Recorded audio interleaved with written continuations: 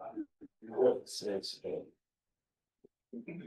right, we will open our meeting at 6 p.m. with roll call. Mayor Campbell. Here. Councilmember Weathers. Present. Councilmember Spring. Yes. Councilmember Sears. Here. Councilmember Drake. Here. Councilmember Longwood. Here. Would you join us for the pledge of allegiance? Pledge of allegiance To the flag of the United States of America and to the republic for which it stands, one nation, under God, indivisible, with liberty and justice for all. With you.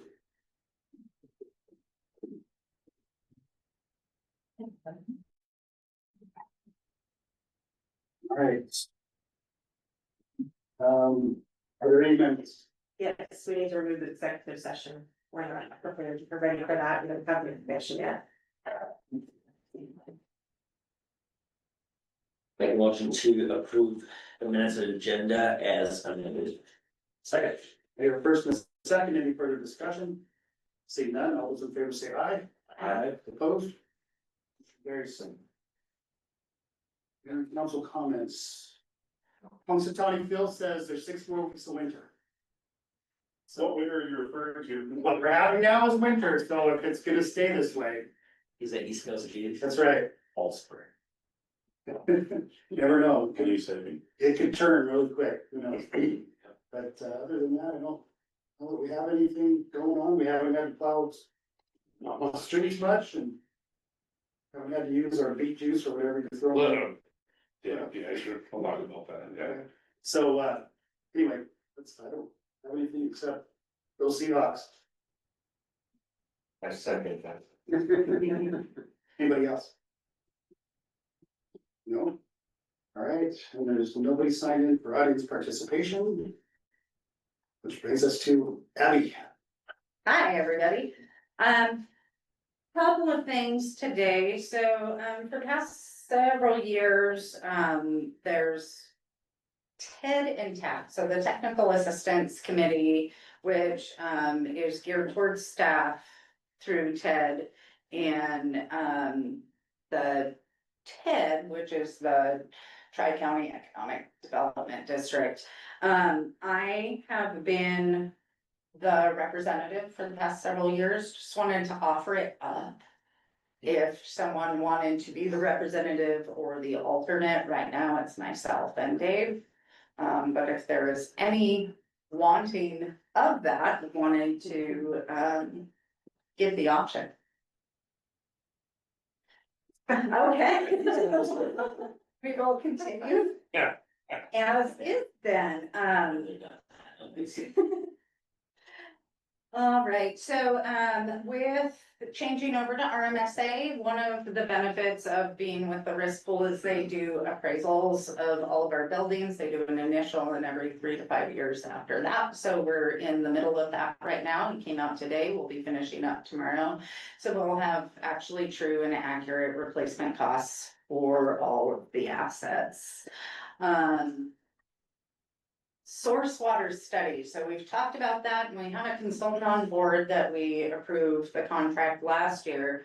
It's in the contract right beyond right now, so it's working through its process. I would expect in 2 to 3 months. You'll see that contract go before you for approval, then it'll go back to health. It's 100% grant. Our ask is 187,000 and change. And it will do a complete evaluation of our water sources, of our wells, recharge areas, where water is, and where we can look to better improve our source. So it'll be probably an 18 to 24 month study once that gets going. But I've not found any evidence that something like this has been done before, so it'll give us true factual actual data to make decisions with for our water utility. Next meeting, our planner Rachel will be here to give you guys an update on what's going on with the comprehensive plan, what we've done so far, survey. We got 140, almost 150, I think, responses from the survey and just what's coming out of that. So, that'll be at our next meeting. Then, with the consolidation of the wastewater phases, we were originally looking at 3 phases, we combined it to 2. We'd like to apply for the Public Works Board for an additional $60,000 for the phase 1 engineering, so we can make sure everything's complete. So that process is happening right now, and unless I hear an objection, it is a 50-50. So 50% forgivable or grant, I'm not sure how they term it. So it'll be an additional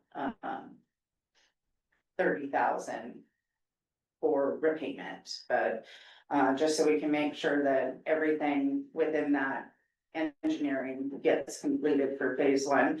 One of the things, big things within that is the bank stabilization.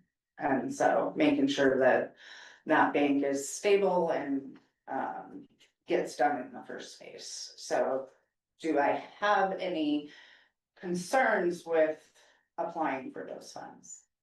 I don't mean it, there'll be a formal motion at acceptance. Yes. Later tonight, and we talked a few months ago about vendors, and changing the business license code for those, smaller events, people that don't necessarily have a business.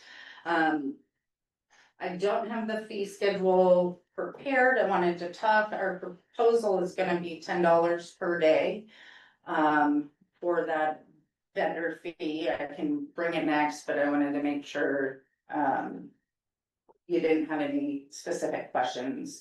I do have one entity that of course did the request. It was the Viket Fair.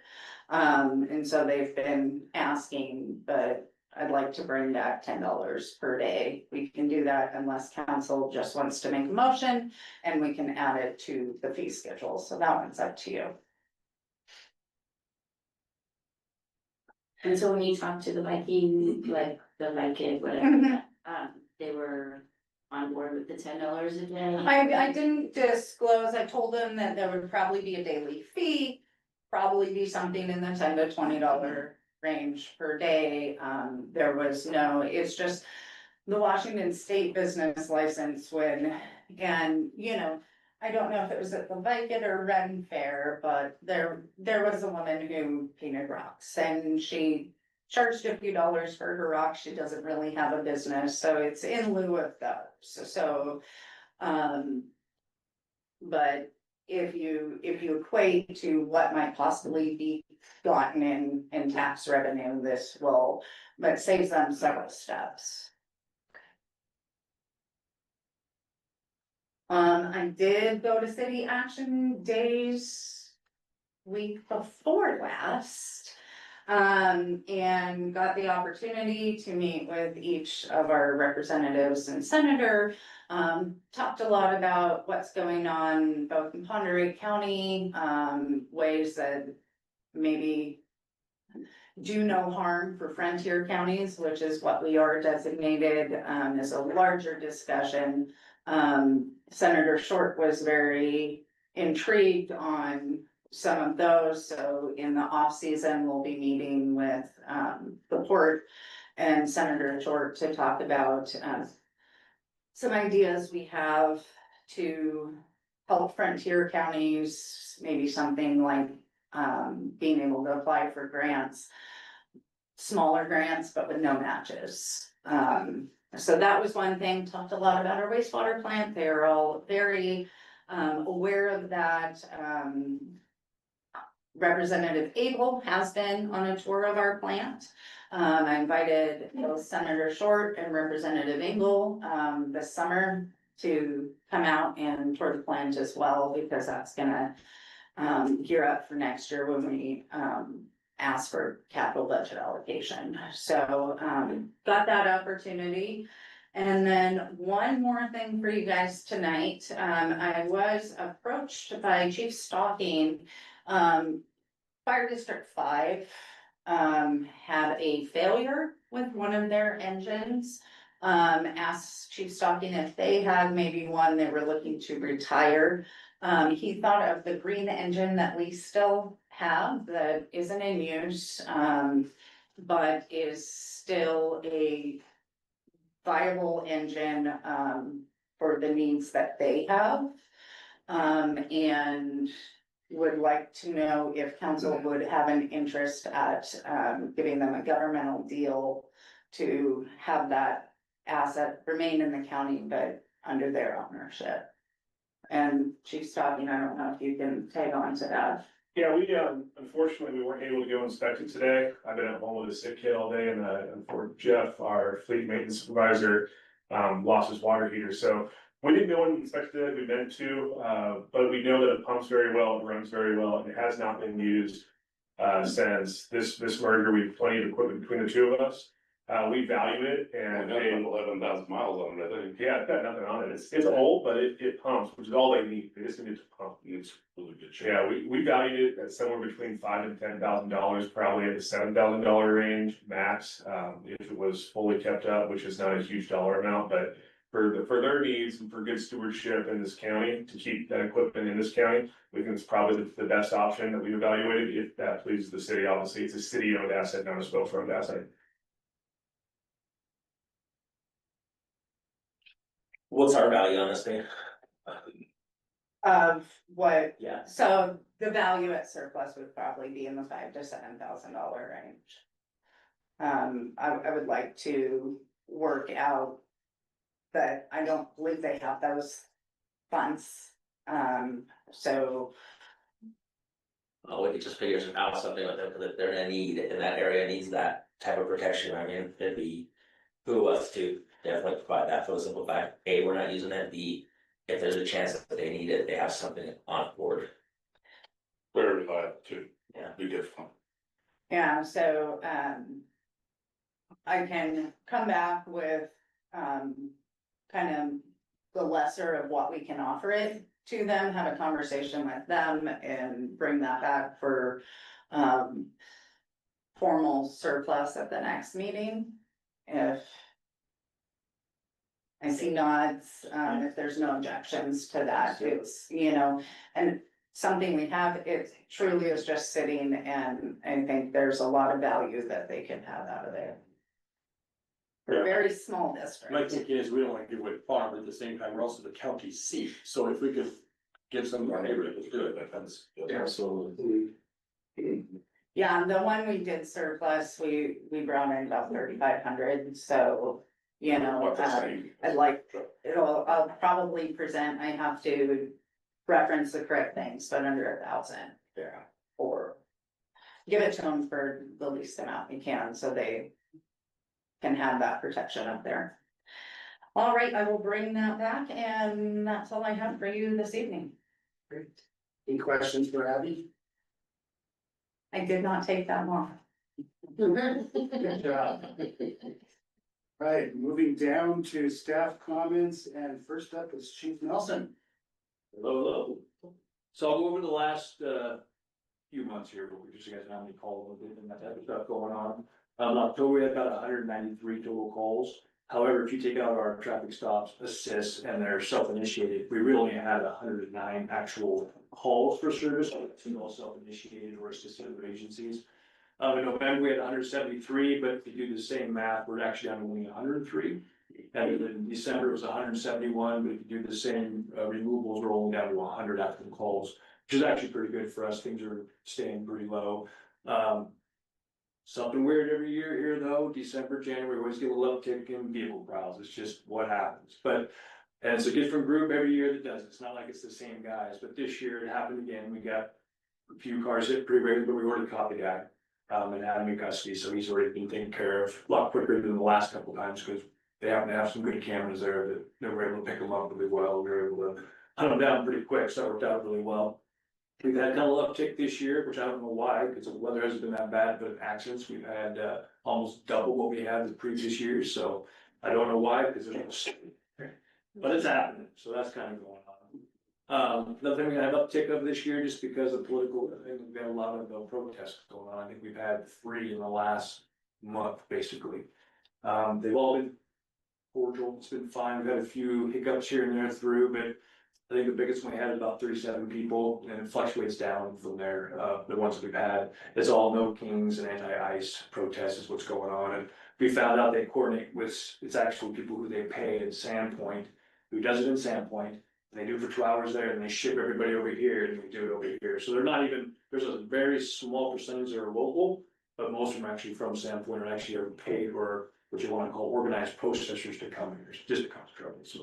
So it's not really our local community that's causing us any of those kind of problems. So, but it's just something to be aware of, because it looks like we're having another one again. And they're not telling us like it used to be. Our locals call us and let us know when they're gonna have one, so we can have the proper staffing. They're just showing up. So it's kind of a hit and miss for us. And they'll show up on a Tuesday, they'll show up on a Thursday. It's just random. But they pick our most, inopportune intersection we have where everybody's going every which direction to stand and do it, of course. So just guys know it's gonna continue. There's another one I've heard is coming up probably next week, so we'll just keep monitoring and go from there. Another thing coming up, which I do want, if council members wanna try to come, I know you can't come in mass, but if a couple you could come at a time, is to the Coffee with a Cop thing that we do. It's the 3rd Thursday. It's at the My Sidewalk Cafe currently. They're looking up, maybe bouncing around, but that's where we're kind of keeping it right now. A lot of people have asked for a city councilman, or they'd like to see some different kind of inputs, because it's not just law enforcement stuff they want to talk about the city and things going on too. And I think that'd be a great way to get you guys' faces out there and see some of the community. That's at 10 o'clock. What date? So What date? it's the 3rd Thursday of every month is kind of when they plan to have it. So we've been doing it for almost a year now, and it's been pretty successful. We'll get anywhere from 15 people to 5. It just depends on the day, but I think if they knew a council member's probably coming, we'd probably get a pretty good turnout. If you knew you could come, and you could let them know, because they post it on their webpage, and we also from the city will post it, so people know to come. Even the mayor should come too, if you could, it'd be great. But that's something, it's a great outreach, a lot of people like, yeah, it's at 10 in the morning, so it works out pretty well. See what else we got going on, protests. Another thing I got, just so you guys are aware of, is we just found out recently that our hospital does not do sexual assault kits.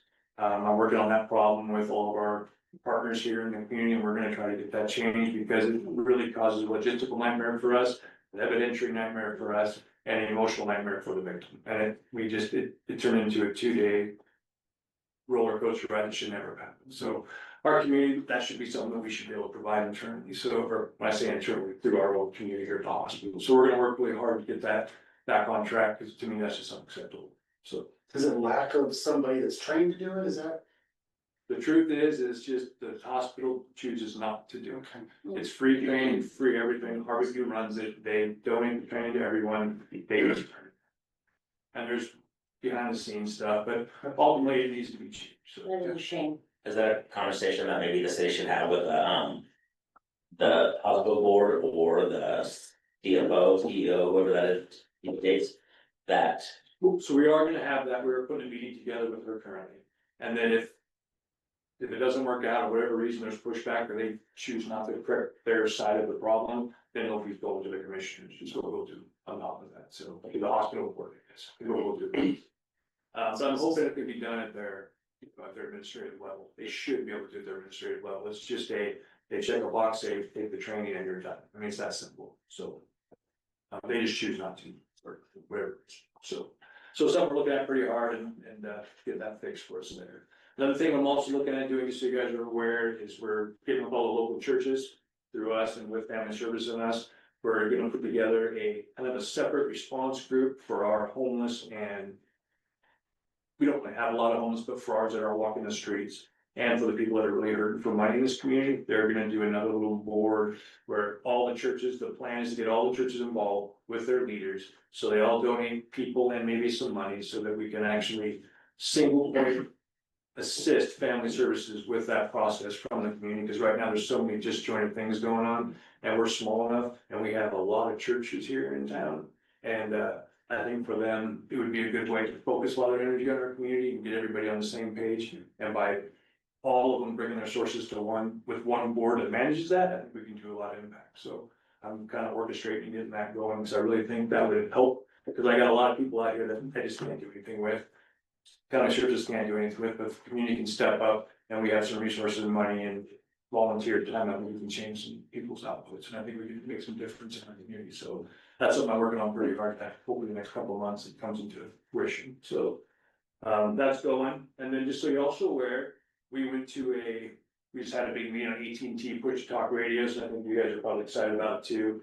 But we're gonna go ahead and go forward with it. Looks like the county, we had a meeting in the county. I think Kalispell, I don't know for sure. They're the only holdout, I think they said. I don't know if you heard anything new about that, but Kalispell may not come on board, but they probably will. Because it looks like Stevens County's already doing it, Bonner's gonna do it, Spokane, I just talked to my buddy down there, they're probably 100% gonna do it, Cookie's gonna do it. It's one of those things, what it enables is it's a nationwide communication capabilities through your cell phones, which will also work as radios. Yes, I think as you've put your talk on the phone before, but it gives capability for us to create basically encrypted or small units, big, you can run scenes it's gonna be cost effective. I mean, like, I think right now to maintain our infrastructure, we're talking $100,000 figure to do this type of thing, and they maintain it, they do it, they're putting $18 billion into the nationwide, they're putting satellites up over our head, we're gonna have communication capabilities from everywhere in the county, so it's gonna be a really big thing for us, and it's gonna be super cost effective, because it's literally $9,000 up front for the whole county, and we're all gonna pitch in together to get the stuff in our dispatch to make it happen. Then your radios and your phones will all interchange seamlessly, so you can talk either way, communicate either way. It's a big deal, so it's gonna be a big game changer, especially for fire, for a lot of other things, but for us too, because the reach is gonna be following, so it's gonna make a big difference. I think what else I got going on? Well, I am gonna work on, we've been getting a lot of complaints about speed still in our town. It's just people drive fast through here. We've been doing a lot of traffic analysis on our main roads here. I'm gonna work with Dave and we're gonna get those 2 speed signs up and running again. They haven't worked for a long time. We're gonna see if we can get them running.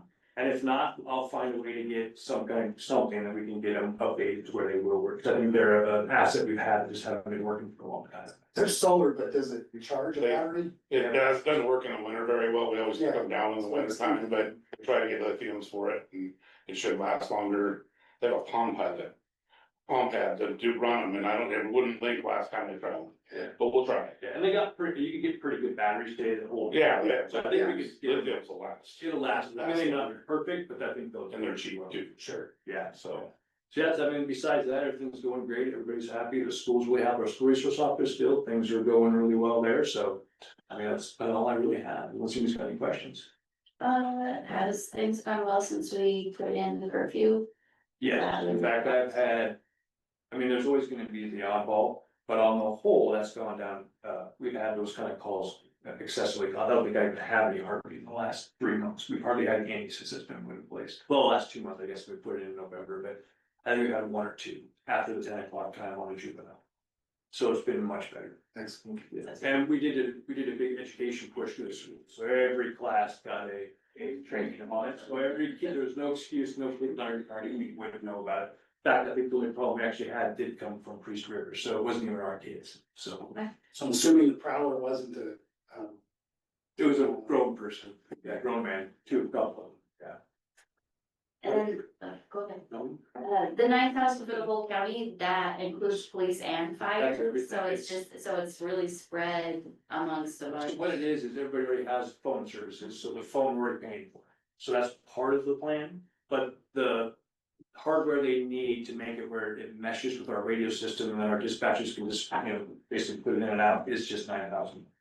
And it can go up, like the more you have, the more it goes up, and that, for our small county, it's $9,000 to do everything we need it to do. And I can elaborate on that when I speak as well, so. Great. But it's gonna, and like I said, fire is gonna be way better for them. They even have a mobile on-call system that if we need, they don't have the coverage right now, they would shoot a mobile up, and I think they use it. You guys did that fast. Yeah, they parked a truck in our station and we had coverage of the county when they took a tower down a couple weeks ago, so. So it's a good deal, it really is. So I'm assuming that's gonna help the folks up north too. Oh, yeah. There's terrible coverage up there. Oh, yeah. Okay, It'll be a game. that's where the big goal is to go up there and you have no service. She just said it, it's not a, not hyperbole, this is a game changer. Well, AT&T was really the only service up north at one point. Wasn't that good. I mean, say Chief is like he was homesick with his kid today, but a major thing happens. He could be on his radio down in Spokane and talking on his phone to his guys, just like as if he was at the scene with his radio. I mean, that's the difference. You could be in Florida on vacation and be able to talk and hear all the traffic you wanna hear and understand what's going Oh, on. you gotta bring Florida to this. I think it's good. I think it's good. The iguanas are falling out of the trees. They are, yeah. I'm just saying, it's gonna be really nice. And then it gives you capabilities, you go through different agency jurisdictions to fully scan and communicate with them. Because right now it's a nightmare to get on other people's radios and be programmed. I mean, it's a nightmare. This is gonna be, and it's encrypted when you need to be, so if we have to do something secret squirrel, like search warrant a certain type of home or something, nobody's gonna hear our small unit groups that we put together to make those type of things happen. So, That's great. Is there still some redundancy? So. oh, yeah, so, I mean, yes, we're not getting rid of radios, we're gonna keep them, but the future is going to go to where radios are eventually gonna go away and only be, I guess, as you say, the big EMP goes off and kills everything for a backup kind of thing, but the future is, even the new radios they're making, all are now cell capable, because they know this is the future. The problem is you buy that radio is $10,000 to $15,000, we already have cell phones. And you pay this upfront fee to get it, and then all it costs is what it costs us a month to pay for our phones, and it's a good deal. Yeah, great. We'll have to buy a little bit of hardware, we have to buy some Bluetooth, to be able to use like a sticky one on your lapel, so you can talk like a, you don't want to pull your phone out every time. But besides that, it won't be much of a cost. So, yeah. So, anything else? All right, thank you. Thank you for your good work. Appreciate it. Chief Stocking, you were up. Well, good evening, welcome. Sorry I was here right on time, like I said, I've been home all day with sick kids, so I had to race as soon as my wife got off to get back out here. I'll start by, I'll elaborate why Chief Council is still here about the radio system. Stouffer was the big push to try to get this to come here. It still has a lot of work to go. They're launching the satellites now, right now they're working on Starlink, but what we're talking about is, hopefully within a year, anywhere in the county, anywhere in the world, you can do completely clear talk, totally no static radio comms. And so Chief Nelson mentioned, my house is in Liberty Lake, and so when something major breaks, either I'm on my way here, or I have my super long antenna for my house, or I run out to my truck, and then I get on the radio and listen for my truck, that eliminates all that. But even more in the right now, we're talking to Bonner, talking to Kootenai, talking to Stevens, Spokane, anybody that I want to talk to, without having to go through and teach my people to, go to Group C, Channel 14, we can do that immediately. And then once you get on scene, it's different. We have, we have line of sight communications and channels where we can talk that dispatch isn't here. But going to scene and have all the information, that's a game changer for us right now, especially the amount of times that we go into Bonner. So that is an immediate game changer for $9,000 startup and then $3 a month additional for our cell phones. The radios they give us, they have their own little radio units. They're not rated for fire, but they're smaller than this. Those are free. You just gotta pay the $13 a month for those individually. We'll determine that when we come to it.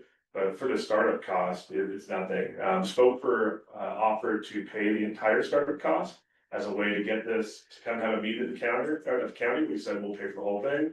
And then luckily we don't have to do that, but we're still committed to paying for half that startup cost to alleviate the county's worries about having to find a grant for something as small as $9,000. So like you said, this is the game changer, this is the future, and the future, even though we might not be fully built out now, it can help us right now.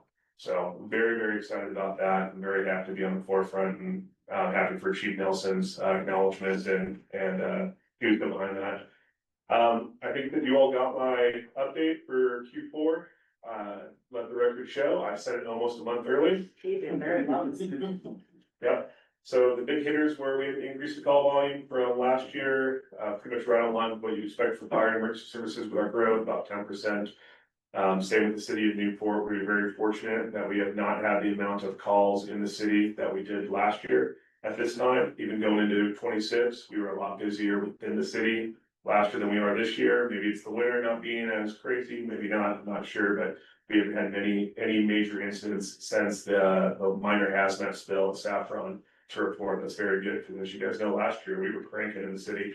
So we want to keep that trend going. We're fighting a lot of fire right now. It's not within city limits. And we want to keep that trend going. A lot of it's been due to, you've had a lot of prevention efforts and a ton of outreach and engagement in the city. I think if you looked over Q4, us, the police, we have been super engaged. You look at the success that was our Santa drive, our Santa tour that we did. Just the amount of people that we have been able to reach have been pretty unprecedented. So we want to keep that momentum going. Obviously, Newport is the county seat. It is our population density center. And so we're going to focus the majority of our efforts here because people come in here and we're going to keep that engagement rolling. In other news, I also got to go to Olympia last week, the week after Administrative Preview went, and I went for our fire chiefs and commissioners legislative days.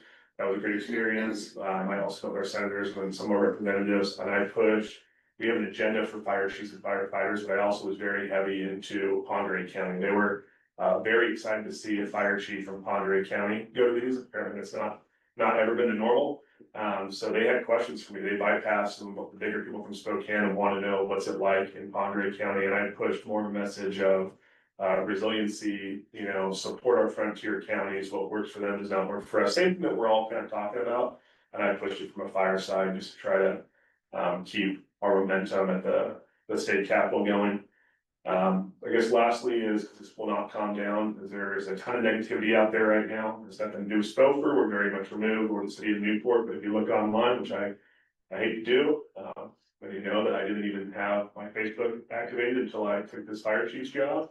Try to stay off it.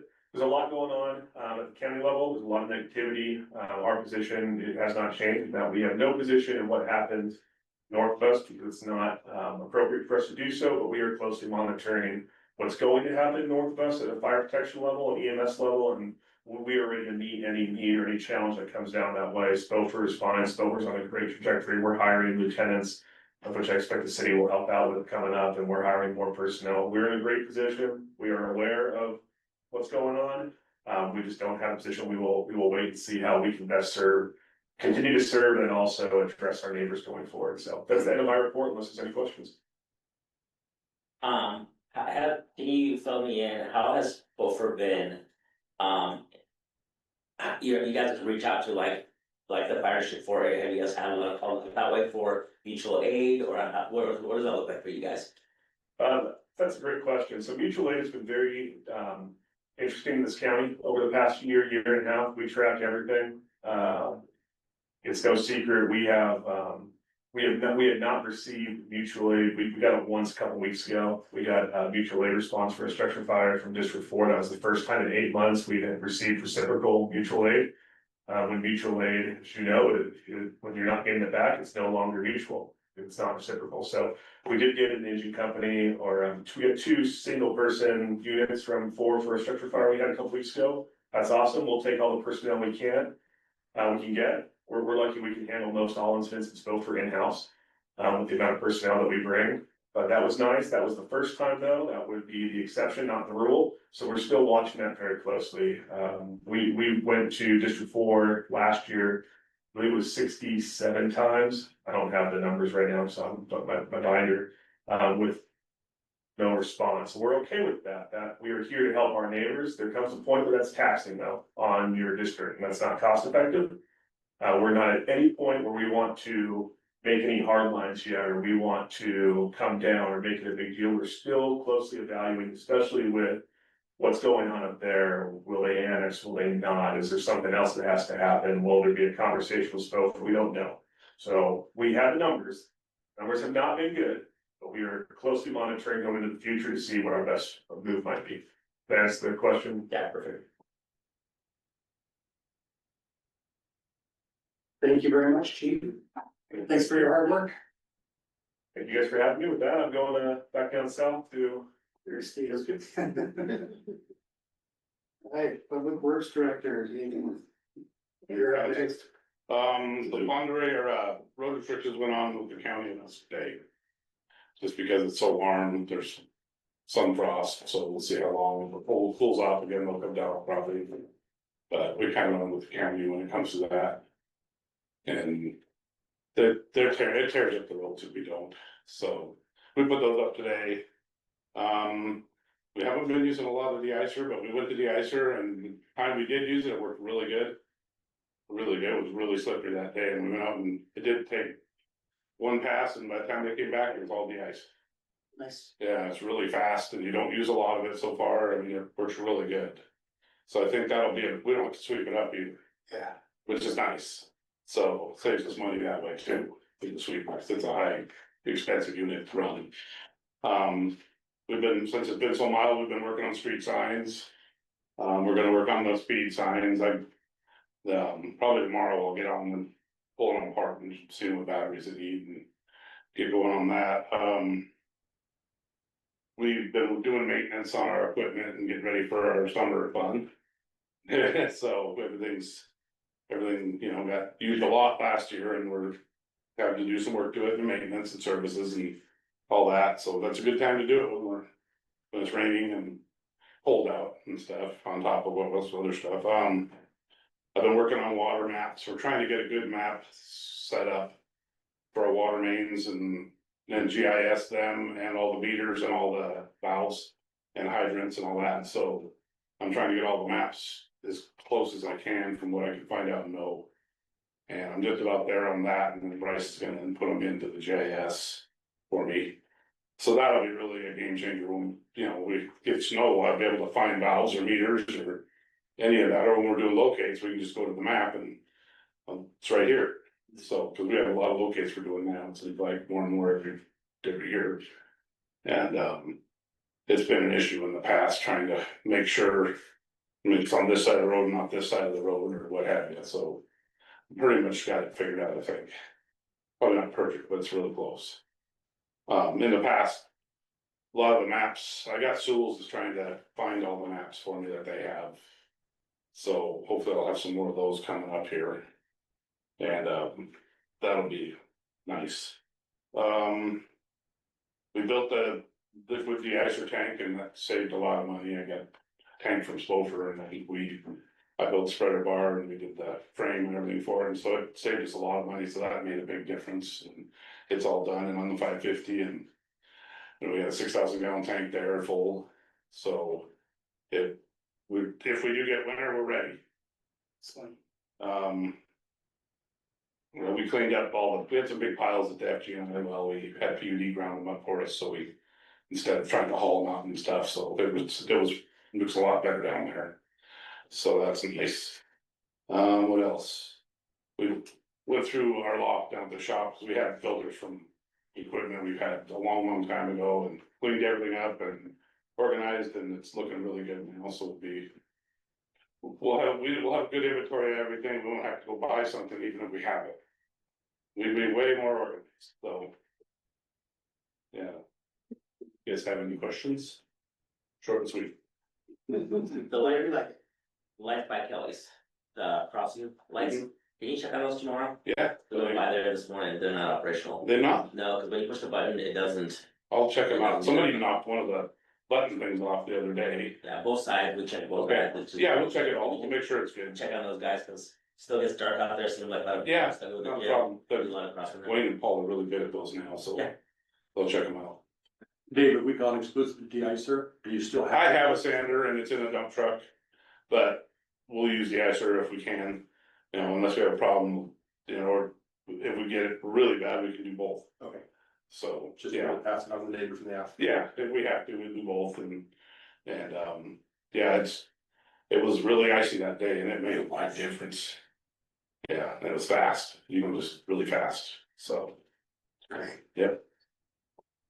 Anybody else? Thank you, Dave. Thanks, Thank you for guys. your hard work. Thank you. All right, Dr. Howard, you're up. Good afternoon, everyone. As far as the collection system, we've had a couple of issues with one of our lift stations lately over there on 8th Street. We actually after the weekend and everything, I think it's cleared. We had to go in and clear pumps and pull apart the check valve and whatnot, but I think we are good to go now. So, we're gonna keep it. We got a little bit longer run times than normal, but it might just be all groundwater too, so. We've had probably 5 or 6 call outs for plug sewer lines, and luckily all of them were the residents' responsibility, not ours. As you guys know, we just cleaned the entire system last summer, so. Another thing with the collection system, as Dave was talking about, Bryce and I went through and GIS the whole entire system and dialed in every manhole. So we've got the GIS done as far as the collection system is concerned. Unfortunately, moving on to wastewater plants. So you guys have all heard me talk about the BODs and the testing and what a nightmare it's been. So we actually discovered another issue with our standards and procedures on our BODs. We were using the wrong dechlor for the BOD test.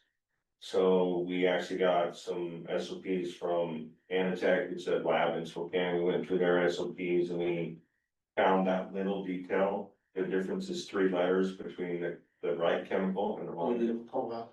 So we ordered the right chemical, and this week we will be setting dual BODs with Anatech. We'll see if we're doing parallel samples. We'll send them into that accredited lab and run them in our accredited lab and see how close they are. So, we have been sending them into Anatech until we got that chemical. So we also did the math and crunch numbers on everything.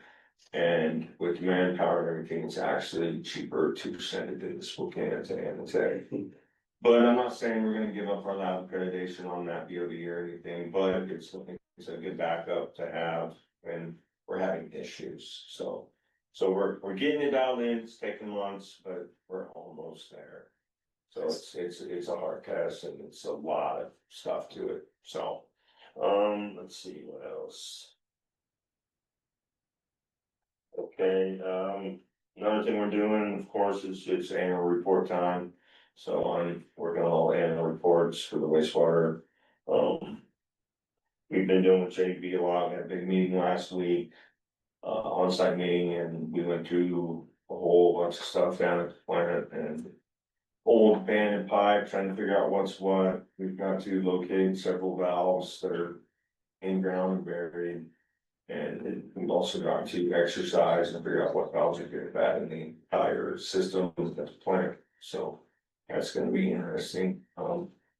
We had an issue with our digester lift station probably 3 weeks ago, but we isolated it, it's offline until we figure out what we're gonna do with a bad check valve and a bad yard valve. So, the thing is, it's kind of like a hurry up and wait thing.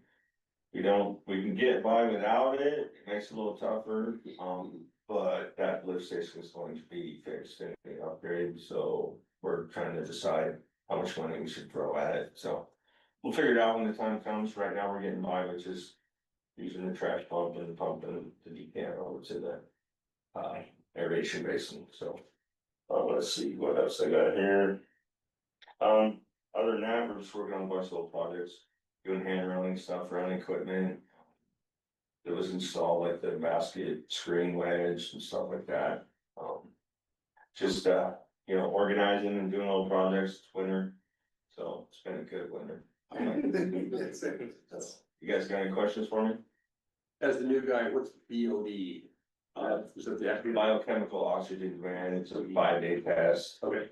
So yeah, do a little research on Google, it kind of get your brain moving. And then you mentioned the lift station on 8th Street, was it? Yeah, we have 2 on 8th Street. Okay. Eventually, they're both gonna be replaced with a bigger one after Ryan Holmes' project, and yeah, we've got plans to replace Falls Dome in the future. So is it mechanical wear or is it stuff that's coming down the line, so to speak? Actually, this problem was probably stuff coming down the line. Cause I was inspired by both chiefs thinking about the word outreach. I didn't know if there's a way that we as a city could say, hey, reminder. Yeah, we actually send out flyers with water bills 1 to 2 times a year on don't flush, but people don't. Even though it says flushable. Yeah. It is not. Yeah, well, that lift station in particular, it's the one where like the trailer parks and everything, they all go into, and I mean, we're talking t-shirts and yeah, all kinds of stuff. Oh, wow. Pumps are not designed to pass stuff like that, so. Yeah. You guys got any other questions for me? Thank you. No, Yes. thank you very much, guys. Yes, I think, guys. Thanks, Dave. Hey, Nicole, you are up. Okay, Last but not least. I know. We ended December, with 5.5 million. That's up from 4.8 million the end of 2024, so it was an increase of about 743,000 for the year. Sales tax in the fourth quarter was up about 3,800. And property tax was down about 6,300. Our delinquent accounts, we went from 11 to 16, but the total amount delinquent actually went down 2,000. So that was good. All of those delinquent accounts, have these liens filed, payment plans, door notices were delivered and people did pay. So, those are all being handled very well by Teresa. Finance office has been looking in the fourth quarter. Teresa's been primarily getting dog license renewals ready and taking care of those, changing the system with the new water sewer rates. And organizing inventory and getting those out to department heads for them to review and get back so council can review those. Here coming up in the next few months. Tiffany has been working on a very large public records request. It's been taking a long time. And then also the accident prevention plan review, that we did sit down and go over with all of our department heads to get that in place. Plans, for that. And then I, in the fourth quarter, obviously, on budget, doing budget amendments for 2025, reviewing all the agreements, making sure that they're all up to date and being renewed. So that's primarily what we've been doing in our office. Are there any questions? Sure, I'll take a stab. Okay. At the current, internet culture that's out there, I've heard a lot about AI. What is your feeling if somebody was to ask you, would the city consider putting a lot of stuff in AI? So when there is a public records request like that it could spit it out? Does that make you cringe? Does that make you feel like, oh, there's much more work's coming? What is the feel in the office? Have you guys been able to consider things like that with all the things you deal with? So there's certain things that you can filter it through. A lot of the time is looking through in redactions of what appropriate RCW, so I don't, we may. This has been a massive multiple requests, public records requests on Tiffany's time. So, I mean, after the fact, we may like throw something in, it just we have, I won't necessarily call it AI, but some data banks with searchable for all the emails and all of those types of requests. So we already have some things in place, but when it comes to the redaction, there's times too where we have the attorney look, for, when we have client attorney confidentiality and going through that redaction. I've not really talked to people about how they're using AI in that fashion. I'd want to have some conversations with others that are having success with it first, honestly. Again, I was just hearing, well, here, we've got some good technology that can benefit us, and hearing you guys, a big labor load in the office, still above was normal, so I'm just wondering, is that something we're gonna have to start taking a look at anyway, or? So, yeah, public records requests in Washington state, so we can't charge for them other than materials. And it can be a significant burden on staff, depending on what's being asked. Is it a malicious ask? Is it a truly wanting to find information? We can't dictate one way or another with that. And so it is something that's kind of brought up by municipalities consistently with AWC and those types of avenues as well of, all for transparency in government, but there are at times where they become malicious in nature. Okay, thanks. Can I say something? Yes. On the AI, I think just so you know, because it is becoming a big thing, especially in law enforcement. I'm actually, I was gonna talk to you about this next week anyway. I'm gonna be signing up for a conference training that's focusing on AI and how it is affecting, because for us, it's one of our most time consuming things is redactions and things like that. And there is software out there and they are starting to use it for that. But I don't know what level it's at yet. So, but I'm gonna go to this conference and it's gonna hopefully educate us on what that and how that can basically enhances, we may not be able to afford the type of stuff that they have out there, at least we'll be aware of it and be able to, hopefully plan for it in the future. I see it coming down the line. On the police side, a lot of time spent because of video reaction, that Tiffany doesn't necessarily have that where Catherine does. So we have it separated, between the two departments, but the video is a lot of redaction, and that's maybe where AI can really help, because it's like, Right. blur out this face. Right. You know, in all of this, where when you're having to digest some information, might be able to give you some guidelines, Yeah. but yeah. It's my opinion that most of technology is released before it's ready for prime time. On the other hand, if it can help us. And if you feel that the cost and all that and the time, I'm just asking again, can we have some savings from you guys for the drudgery that you have to do? And yet, yes, put the eyeballs on it and see it's just correct release, but. It's coming, it's just a matter of Okay. when. I bet you. Kind of a rabbit trail off of that, does the city have a policy that they're able to operate off of with regards to AI? Not something that we've dug into. Okay. I know the county's in the process of working on that. Oh, then I'll steal it and notify them once they're done. Let them do the work. Any other questions for Nicole? Alright. We are down to new business and Commissioner Smiley, welcome. All right, thank you guys for having me again. Primary purpose today is to give you an update on the Transportation Benefit District discussion. You'll remember I was here last year. We talked about that, and we talked about Newport's willingness and desire to join in that district.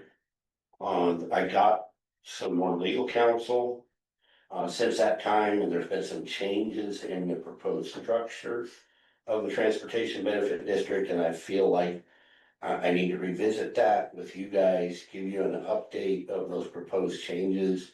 Let's verify that you're still willing to participate in that. If you'll remember, the purpose of this discussion is to try to have a regional benefit district that would benefit transportation and, our transportation infrastructure on a regional level throughout the county. Our proposed idea was that we would create this benefit district that will include the entire county.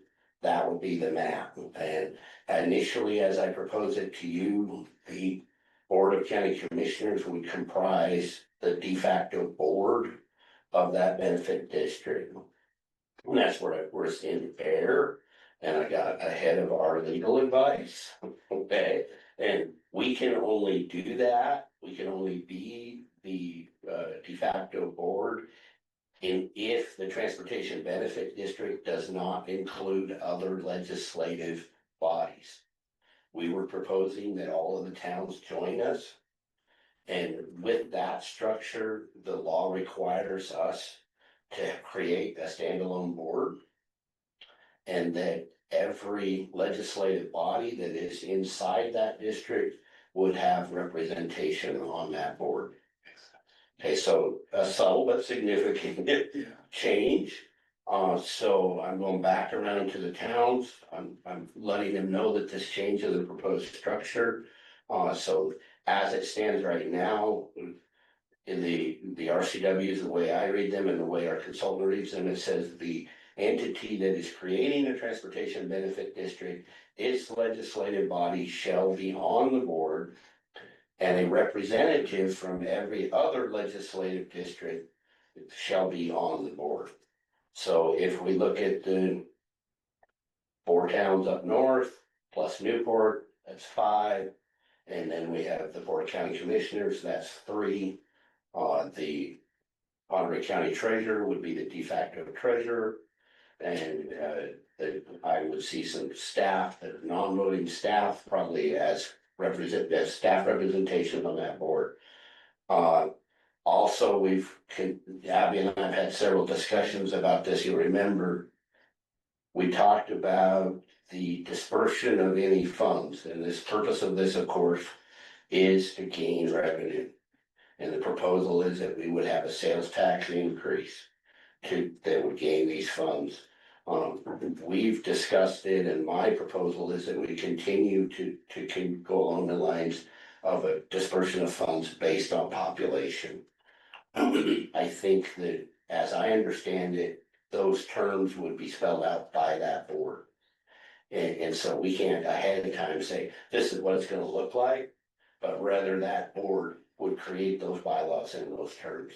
But that's the way we're going forward. I think the county is amiable to that distribution system. The other towns that I've talked to are all amiable to that as an equitable way to create that. Mostly what I'm looking for from the council, from the mayor tonight is, given these changes, yes, we're still interested in joining the county. We still would entertain a MOU from our legal staff to join in this effort. My view, if I was in your shoes, this gives you more representation. It gives you more say and control in it. So to me, it's a win-win. But I just wanted to propose that to you. Jared Anderson is here from our public works staff to answer any questions you might have about planning. There's a lot of language in the law that spells out how these activities of a transportation benefit district have to be spelled out and included in our transportation planning. And it also talks about the budgeting and the process of these revenues, should they come in. Really, the simplest way I could describe it to you would be to look at a junior taxing district. It's going to be very similar to a junior taxing district, like a fire district, like a cemetery district, except for a little variation in the sense that the revenues are under the auspices of the county because we're creating that, but it would be a separate revenue source. So questions? Remind me again, so I know we talked about a sales tax increase, Yes. right? Would that be just in Newport, or would these northern towns also have that increase as well? Great question. The sales tax increase should we create a transportation benefit district that encompasses the whole county? Should all of the other towns sign the MOU and our resolution creates the map? That sales tax increase would be wherever that map went, and it would be uniform. My view, it should be uniform for the whole county. I would like to see us keep a uniform regional outlook for our transportation plans. And my view is that it would be a collaborative process. And how much would that increase be? There's two allowable tax, well, there's more than one, but the sales tax, there's two. There's a 0.1% council-matic increase available. The commissioners, I would say, are divided about that right now, what we would do. And so in other words, council-matic, the commissioners could immediately initiate that sales tax increase. And there's also a 0.3% or up to a 0.3%. So 0.2 if the council. Yes, and the 0.2, which would be up to 0.3, that could be allowed on the ballot. That's what we're proposing. Our goal would be up to that 3%. 0.3. Well, yeah, 0.3. Thank you. I keep saying that 3%. We've also, there is a discussion about, there's allowable in the language about license fee tabs. I think that's a hard sell myself. There's some other taxes for that, but that would be what we would be looking at. Eventually, we would like to see that 0.3. When we talk about, I'll say it crudely, juice for the squeeze, the amount of effort it is to create this entity and create this district, I feel like that's a good minimum revenue that makes it worth it. And also it's still real competitive sales tax relative to the communities around us. Yeah, if you think about it, looking Yeah. at what we have, Yes, we enjoy it very low. we Not do, very low, but a lower sales tax. we do. Tax than Even a lot of places, people around. yeah, even places like Ferry County Yeah. have higher sales tax. Yeah, we had So, 8% rather than, yeah, and you're still looking at, gonna get lower. so those are great questions. Any other questions? If you don't mind continuing to educate the new guy, can I get an executive level summary? of What is it that this district does for us? Do we have a lack or is there an opportunity? Kind of where are we going with this? Very good. Hey, you look at road transportation funding. Primary transportation funding, fuel tax, property tax. Okay, so this is helping offset our huge And deficit that we have. this is an alternative revenue source. Locally controlled. Okay, locally administered, Solely dedicated. solely dedicated, thank you, Abby. Yeah. And when we say transportation benefit district, by law, it has to define its purpose. By law, it will be audited that those monies are spent on the defined purpose. And in this case, we're gonna define its purpose for transportation, maintenance, repairs, construction, etc. That does include roads, sidewalks. Exactly.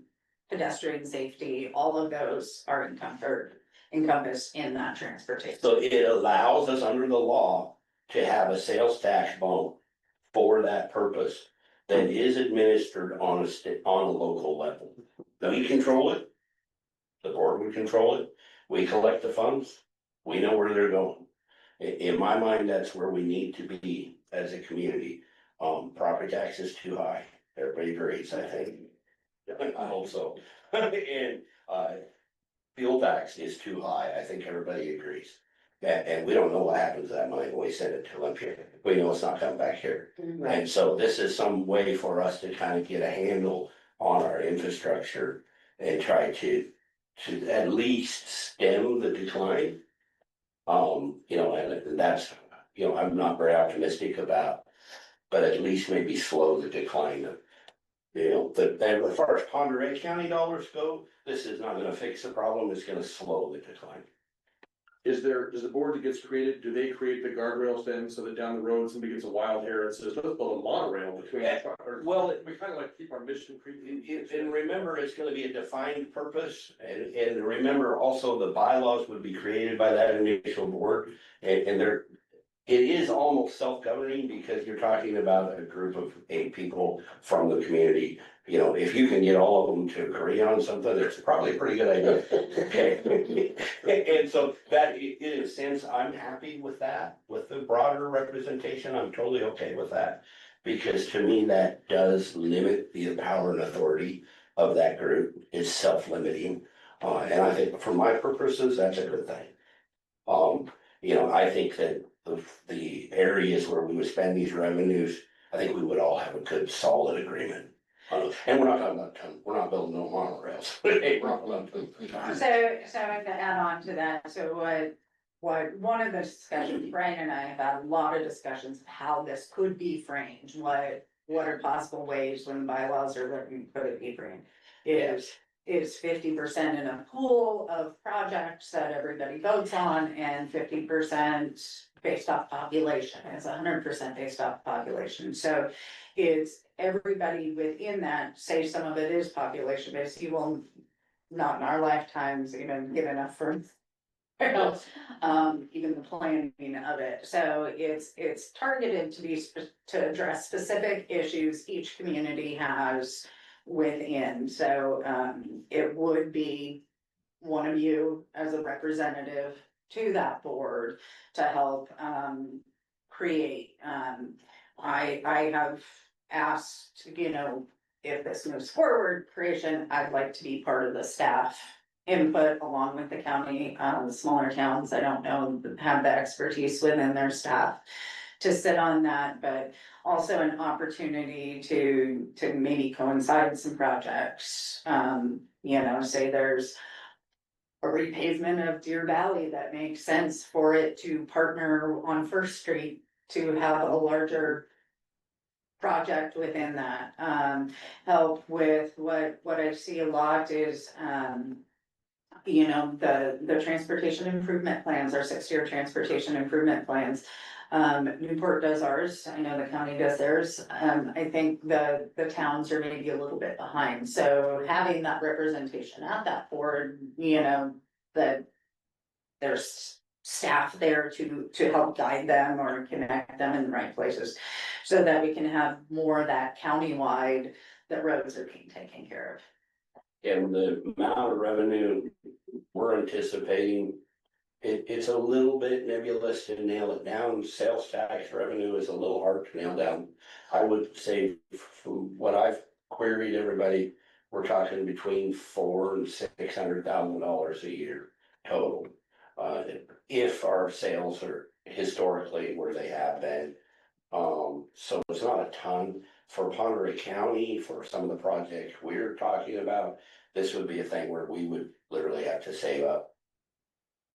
In 3 or 4 years, we would do a project, and because as you may or may not be aware of, it's very, very expensive to work on roads. Correct me if I'm wrong though, but it could be a source of revenue that you could pull from for matching funds. For Yes. roads. Yes. Leveraging is part of that, you can use that for planning purposes, developing your STIP, servicing other grants, match funding. So, perfect. Interesting. Is that, would that be all just for the transportation pieces of it, or would you be able to pull those funds to do anything in the general budget? No, just for transportation. And remember that it very clearly says that any of your benefit districts, or our other benefit districts, they have to have a narrowly defined purpose. So those dollars are silent for that narrowly defined purpose. Those grant matches would have to fulfill that purpose. But yeah, it's good that you guys have decided that to include the small towns and also the city too, because I mean, like, few situations that happened last year with our representing commissioner, I feel like we didn't get representation that way, and I for one don't want him to speak for this county or this city. So. Yeah. MOU? Yeah, that's the method that this would happen is first the commissioners would have a resolution to create this district. At the same time, our legal staff would prepare an MOU that would allow you guys, that you would vote on and approve, and I'm presuming the mayor would sign that would say, we're gonna officially join this district. It would give some more legal description to that. Today, what I'm looking for from you is just green light. We would like to see that. We would like to prepare for that. We're not writing anything in stone today, but this is just really informative. If I want to see a green light from you, I'm going to talk to Dolly and say, okay, Newport's in. And we would, of course, prepare a draft for you guys to look at with that. Forgive my poor query. MOU. Oh, MOU, sorry. MOU, Memorandum. I know, I Understand. understand. I use memorandum of understanding. Yes. Okay. Yes, you'll get used to this. I will. You will. Thanks for your adjournment. Yeah. And I'm pretty sure it is an MOU that is the mechanism for doing that. Dolly will correct me if I'm wrong. So since you started this last year, have you seen any opposition from this one from any other towns? I have seen no opposition. I have seen enthusiastic support. Okay. Okay, there's a lot of questions, especially up north. What I have seen is we will want to help try to make infrastructure better. And the towns up north are small enough, they have very little sales tax revenue. They understand they're not gonna gain a lot from this. But I think everybody wants to work together, and in my view, it should be more of a collaborative approach for our transportation needs in this county. Newport is obviously more significant, and especially being the county seat, and just transportation wise, you're more significant down here with the connections and things. But no, I haven't seen any opposition. Nobody wants to raise taxes. And when we get down to the nitty gritty of putting this on the ballot, I would hope we have some people that say, no, I don't want to do that. And I hope that they have a voice to say that. And I get that. And I would hope that we would all, as representatives who see the need, would have good answers for them to tell them the need.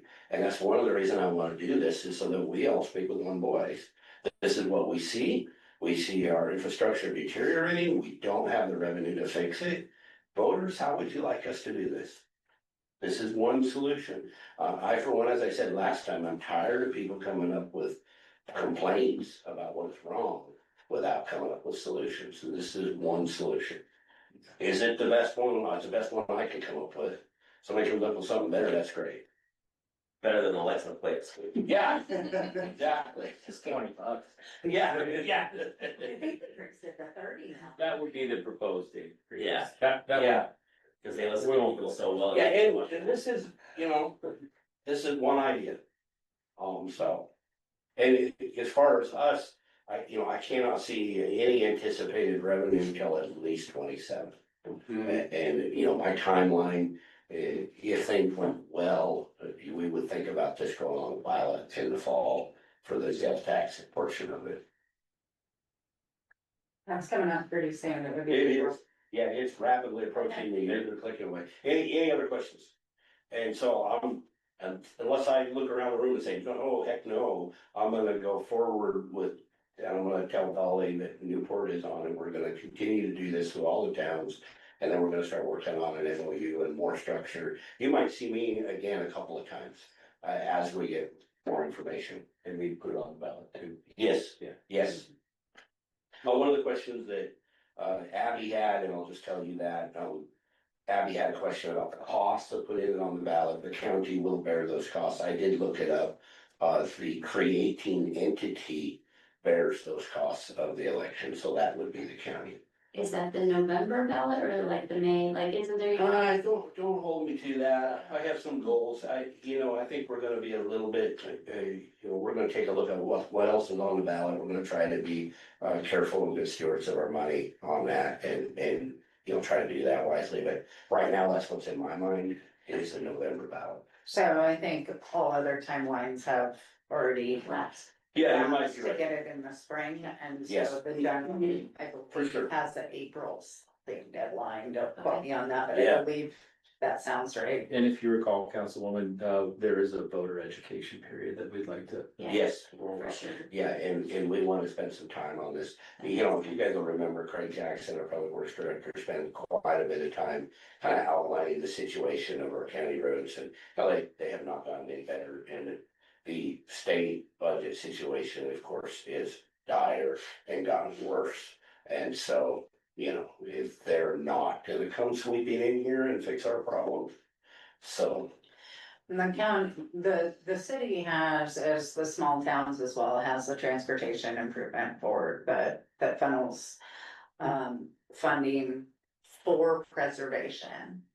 County with CRAB does not have the same type of programs.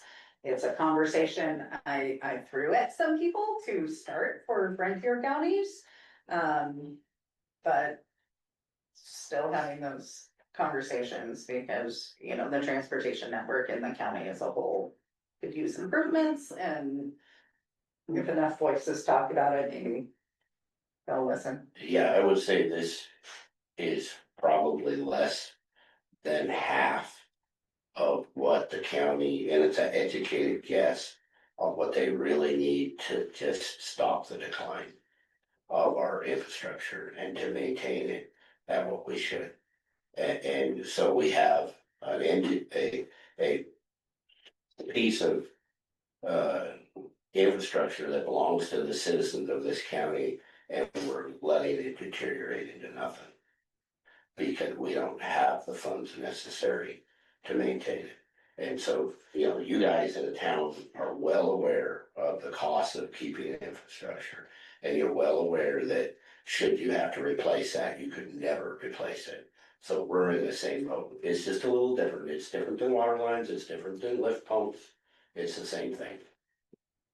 Well, one piece of it. Commissioner, if I could potentially offer the opposite side of the coin, what I hear is the opportunity to get the structure in place. That if we suddenly had some large economic development, we're in a great position. So I would ask the rest of our council, what I'm hearing, if I can take a stab of saying this as simply as possible, is some actual representation with taxation, which is relatively rare. So from my seat, I would suggest this sounds like a thing we should pursue. Yes. Yeah, absolutely. Totally agree. And should we have growth in our economy, this will be a good instrument to help that serve the infrastructure. We all would hope that we can grow our sales base here, we can grow our base, and that this would be an instrument to get some benefit from that.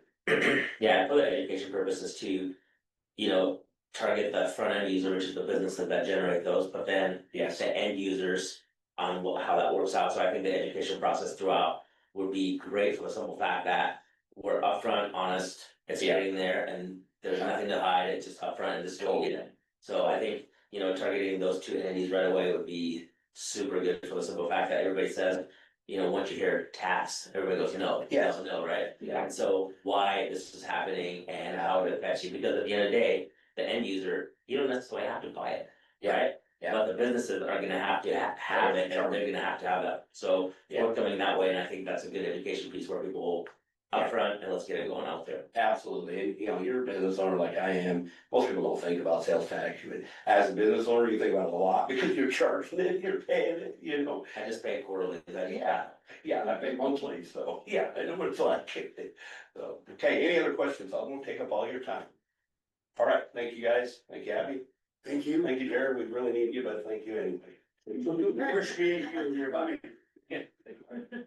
And you're welcome to leave if you want to. Yeah, I'm gonna switch around just a little bit. All right. Good. Thank you. Alright, moving on down to resolution 2026-0202, allocating funds in the tourism budget to assist the Conway County Historical Society operating and maintenance costs.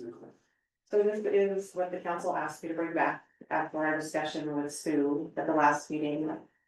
This will put something in writing that states that we can allocate up to $2,000 a year for operating expenses for the historical society. Yeah, so the good thing about this, if I could just chime in for a second, I was approving bills and payroll, right, and then you're reading this, and then, the city of Newport's coming in some bills for that entity, and I guess I was just never aware that was solid ground where we're like, when did we do this? How did we do this? Was this a handshake deal back in the day? Was this a high five? Let's get going. You know, the Historical Society, the museum brings a lot of people down there. I get the concept. The thing is, it was kind of shocking, like, we've been doing this for so long and we never had anything concrete. And it was one of those things where I just can't think that any of the auditors down the road didn't say, you guys are paying these guys, but you guys have nothing in your system. It's a little weird. And I've been here for a little bit too, but I just did not know that. So it was kind of those things like, yes, we support them, but are we really doing it like under the table, which is weird. The trail's always good. Yeah. Nicole likes them. So, and I will say, because it was a budgeted item, was probably why it didn't get called out, but absolutely best practice. I'll make a motion if we has anything else to say for to approve resolution 2026-0202. I will second it. I hear first and second, any further discussion? Seeing none, all those in favor say aye. Aye. Opposed? Motion carries. Which brings us to ordinance 2146, amending Newport Municipal Code, section 5.05, amending ordinance 2111, and ordinance 2138, adding 5.05.0206 and 7, 5.05.040 special event vendor license, and 5.05.070K. All right, so this is what I alluded to earlier. We had a discussion about this a couple months ago. It was requested by one of our events in town and brought it to council. This is the product of that. So what we have it listed as is a special event not to exceed 4 consecutive days, that the vendor shall have a daily fee. Within that, we talked about it a lot internally, had the attorney review, and so this is what is being proposed.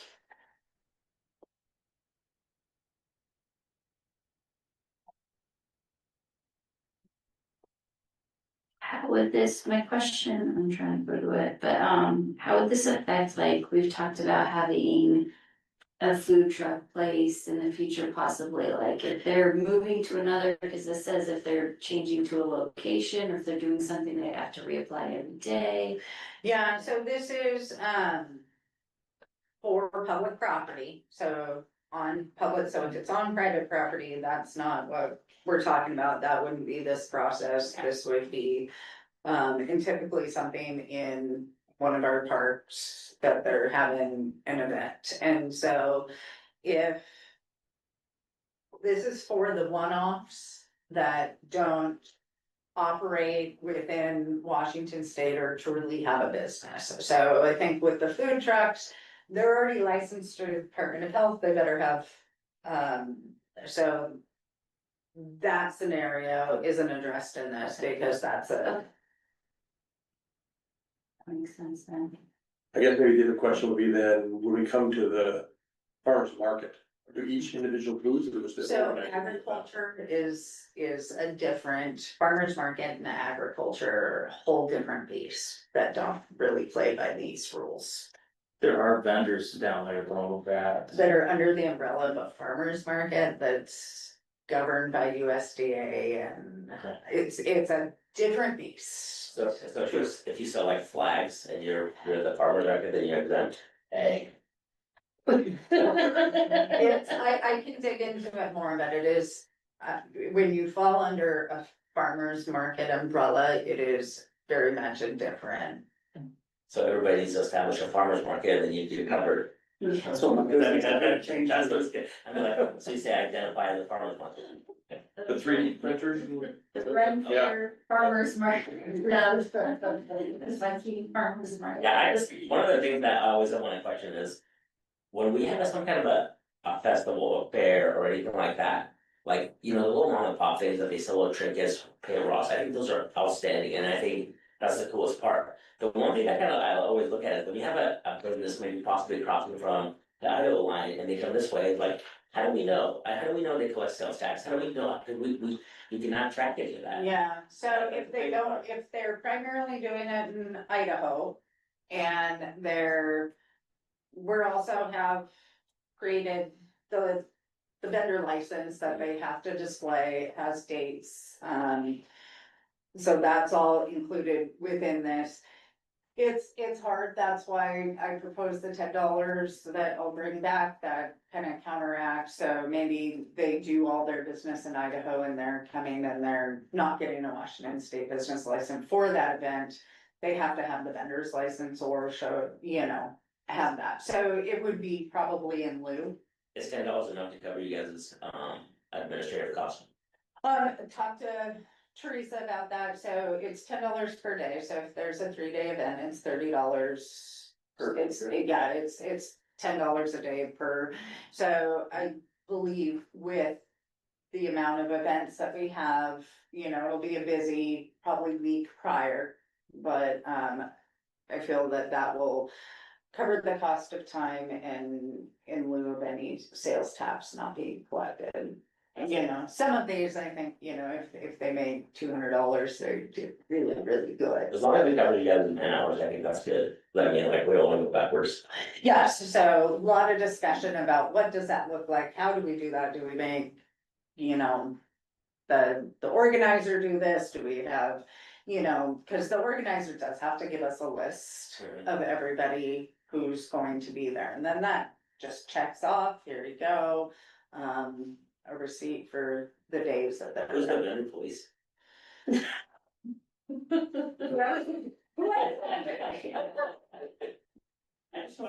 hey, it's a fair question, right? So what happens if it exceeds the 4 days? Then they have to get a Washington State business license in the city of Oregon. It does say that there's a fee, like that they can, there's something in here that they can be gone after if they're not adhering. So I guess I'll expand, like, if a festival coordinator called, hey, look, we're having this issue, well, who is the vendor police? I mean, like, We do all the visible code enforcement, so they always step in. so again, will that cover that, you know what I mean, like, so. It is kind of a different scope, kind of, but. Okay. Yeah, that's why Police. we made them a very bright color that you could walk through. We can make different colors for different events, but. A piece of it is that everybody on the list is in some way getting that. So it's more than we have currently. Well, I mean, I would hope to see that happen is if someone is putting on an event and someone's not participating like you're supposed to, that they would remove them, or say you're not allowed to be in the event anymore, and that would become an issue, or then we could probably remove them easier than trying to enforce a payment, I think. Cause I can see that happening on the weekend and Hmm. there's nobody here at the city, and I'm like, okay, well, who do I call, right? Well, yeah, and then, if we find that that's become an issue with an event, then maybe the event's not approved for the following year. I mean, there's that piece of it too, that if, I don't suspect this with the events that we have currently, but, it also gives us more streamlined way for if new events. We want the events. Yeah, I mean, for sure we do, we want people here, so. Yeah, so if your man hours are accounted for here and you feel good about that, then I'd like to make a motion to approve ordinance 2146. I'll second it. I hear first and second, any further discussion? Seeing none, all those in favor say aye. Aye. Opposed? Motion carries. Which brings us to bill and payroll. I got the privilege of going over bills. Like to make a motion to approve bill and payroll. Second. Here, first and second, any further discussion? All those in favor say aye. Aye. Opposed? Motion carries, and we will adjourn at 7:25 p.m. Thank you all for coming. Thank you guys. Thank you. Good night. Might get me off with some people. I do have a question.